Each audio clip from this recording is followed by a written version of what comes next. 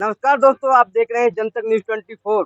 आज मैं बंडाहल में है। कहीं ना कहीं करल विधानसभा में चुनावी सरगर्मियां तेज हो चुकी हैं, क्योंकि यहाँ से अखिलेश यादव समाजवादी पार्टी के राष्ट्रीय अध्यक्ष विधायक थे, उन्होंने इस्तीफा दिया, कन्नौज से सांसद हुए। तब से करल विधानसभा सीट खाली हुई, तो कई सारे नेता अपना अपना पेज आते हैं। आज जनसभा श्री उत्तर प्रदेश के मुख्यमंत्री योगी आदित्यनाथ जी की थी। उन्होंने जनसभा को संबोधित भी किया। ये सारे लोग जनसभा में आए थे। इनसे ही जानने का प्रयास करेंगे कि क्या कहकर गए हैं वो, और जनसभा में क्या इन्हें मिला है, और करल विधानसभा में चुनाव होना है तो क्या रहेगा चुनाव, और इस बार कौन रहेगा यहाँ से विधायक, और किससे रहना चाहिए प्रत्याशी। इनसे ही जानने का प्रयास करते हैं, क्योंकि जनता ही निर्णय करती है और जनता ही नेता बनाती है। इनसे ही जानने का प्रयास करते हैं। जनता अगर निर्णय करेगी सही, तो सही अच्छा ही विधायक चुनेगी।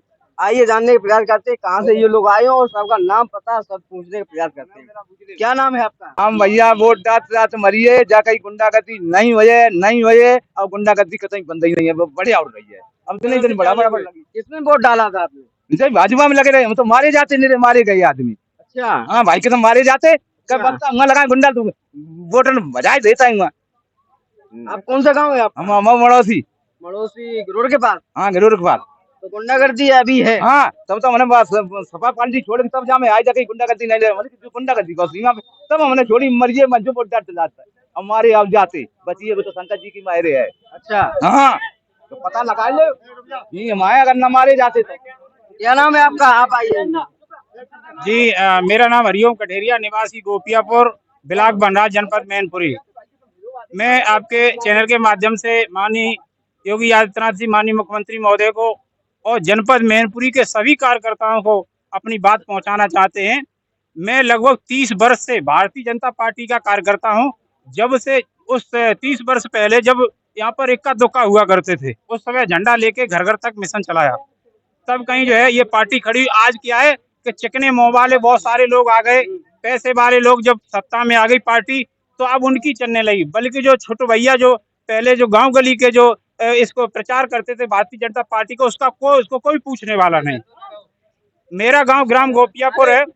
आपको बता दें कि ग्राम गोपियापुर में बहुजन समाज, आपको बता दें कि उत्तर प्रदेश में मेरी जानकारी में बहुजन समाज पार्टी की 4 बार सरकार बनी और 2 बार समाजवादी पार्टी की सरकार बनी। आपको बता दें ग्राम पंचायत गोपियापुर में जब बहन कुमारी मायावती यानी बहुजन समाज पार्टी की सरकार बनी, तब क्या हुआ, केवल जाटव समाज और साख समाज का विकास हुआ। जब समाजवादी पार्टी की सरकार आई तो केवल यादव समाज और साक्य समाज का विकास हुआ। क्यों कि साक्य हमेशा वहां प्रधान रहे या यादव प्रधान रहे। आपको बता दें मुझे श्राप लगा है भारतीय जनता पार्टी कार्यकर्ता होने का। मैं कई बार भारतीय जनता पार्टी के जिला स्तर के और ब्लॉक स्तर के पदाधिकारी कई बार ज्ञापन दिया, कई बार सीधा कहा, लेकिन कोई सुनवाई नहीं।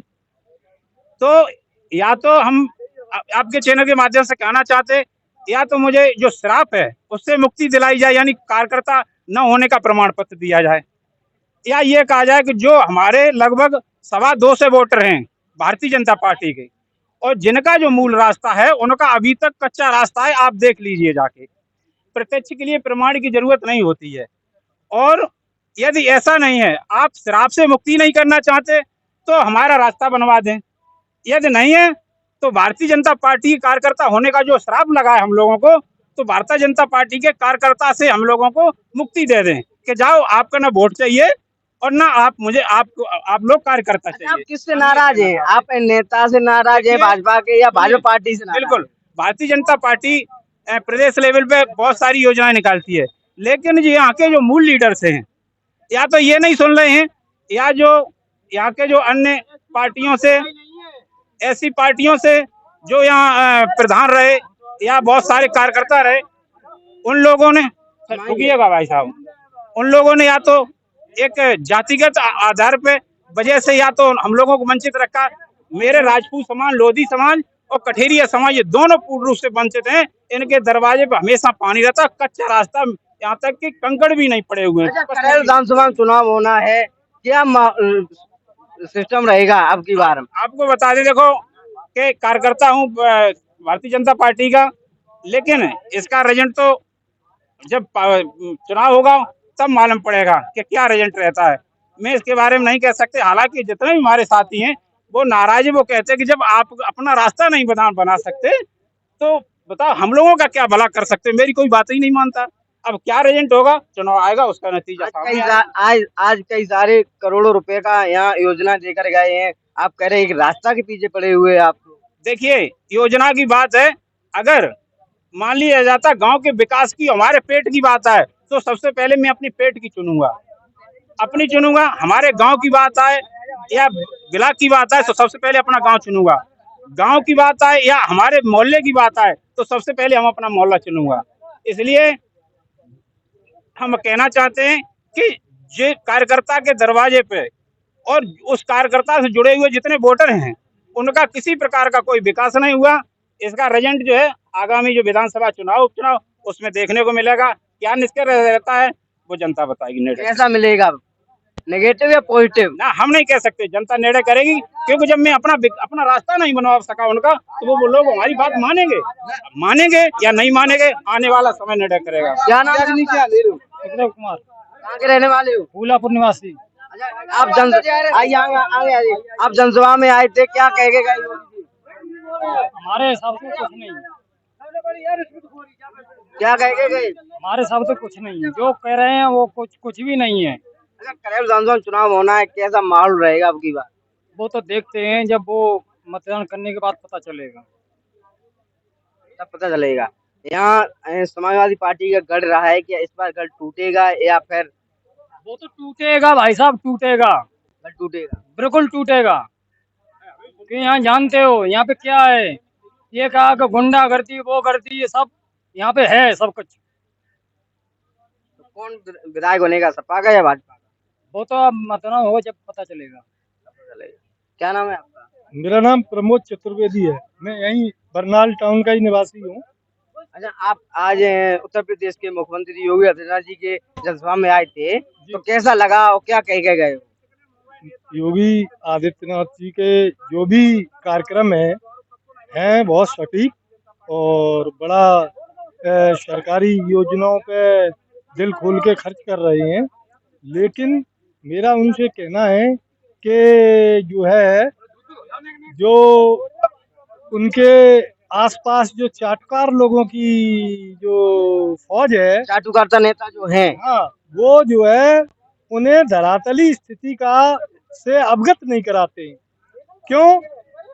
क्योंकि प्रशासनिक अधिकारी उनकी लुटिया डुबोने में लगे हुए हैं। अधिकारी लोग। अच्छा। क्यों?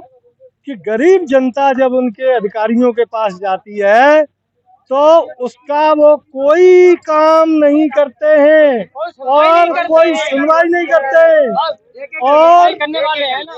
और उससे घूस मांगी जाती है।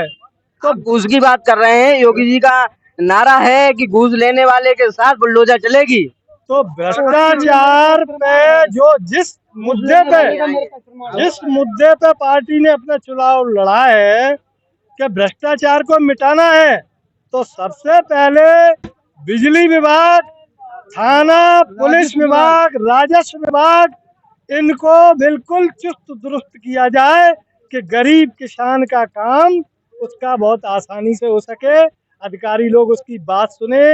ये तहसील दिवस और थाना दिवस लगाने से कुछ नहीं होगा। ये औपचारिकताएं मात्र अधिकारियों की, और ये अधिकारी लोग अब उन कागजों को अपने अंदर फाइल में दबा लेते हैं और उसे रिसीव नहीं करते, किसी को कागज रिसीव करके नहीं देते, और उस आदमी का काम वर्षों वो उनके पीछे भागता रहता है और उसका काम आप नहीं। ऐसा आरोप लगा रहे हैं, योगी जी ने अभी भी कहा है कि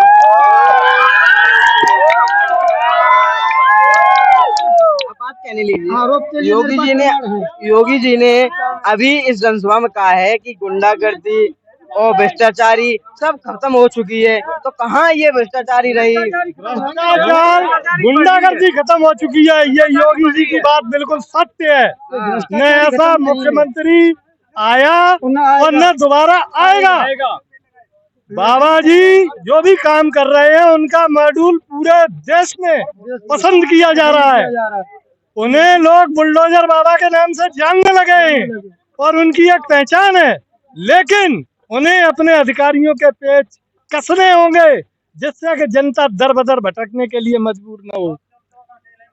आगे आइए। मजबूर वो, न हो। वो तो ये कहते हैं कि बुलडोजर चलता है जो भ्रष्टाचारी करता है या घूस लेता है।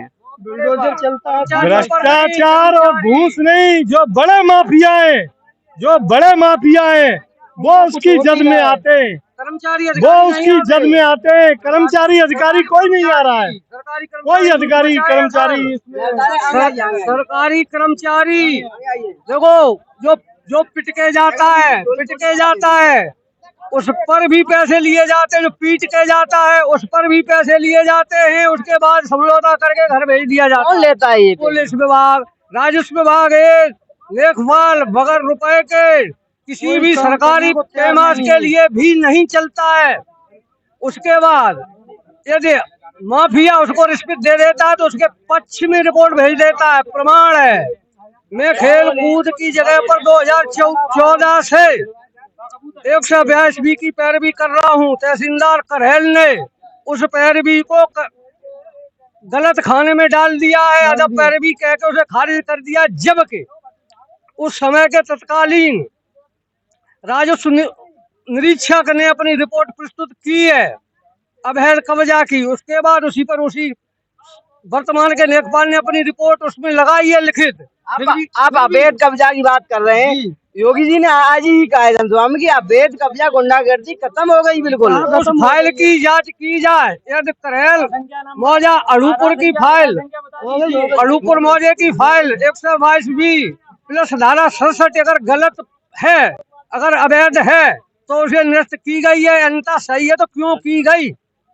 इसमें 20-50 हजार रुपए लेके अधिकारी फाइल को इधर से उधर कर देते हैं। अब जो मुआफिया है उनकी मदद होती है इस तरह से। क्या नाम है आपका? मेरा नाम बलराम सिंह है। आगे रहने वाले? खैरमदेश नगर से। कहाँ के रहने वाले? खैरमदेश नगर के रहने वाले हैं। राजस्व गाँव है। भू माफियाओं के खिलाफ मैं सन 2017 से जूझ रहा हूँ। सन 2017 से भू माफियाओं के खिलाफ जूझ रहा हूँ।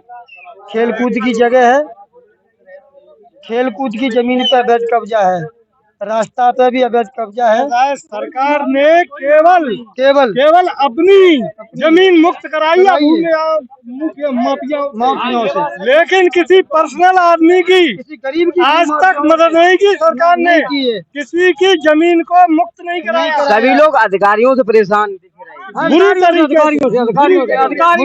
बुरी तरीके से अधिकारियों से ही परेशान, अधिकारियों से भ्रष्ट हैं।